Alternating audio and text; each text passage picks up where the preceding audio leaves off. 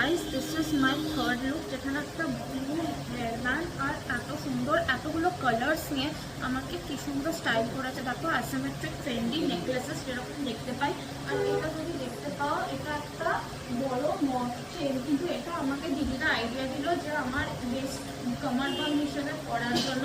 আর এখানে আংটিগুলো জাস্ট দেখো গাইস, এত সুন্দর, পুরো যে মিক্স অ্যান্ড ম্যাচ করে দিদিরা আমাকে স্টাইল করছে না, কোনো ডেটে যাওয়ার জন্য কতটা পারফেক্ট, কতটা ভালো লাগছে। আমরা আজকাল ক্যাবে করে যাই কোনো জায়গায়, শর্ট করতে যাই, যে আমাদের কত ভালো কনফিডেন্স আছে, কত সুন্দর আমরা স্টাইলিং করি এইটাই, আর তারপরে কিছু সেরকম খারাপ করে না। কিন্তু যদি অ্যাক্সেসরি এত সুন্দর হয় আর সেটাও একই ছাতের তলায় সব কিছু যদি তুমি মাথা থেকে পা অব্দি মুড়িয়ে দাও আর তুমি যাই করো তার সাথে এত সুন্দর লাগে না, তাহলে কোনো প্রবলেমই নেই জীবনে স্টাইলিংয়ে।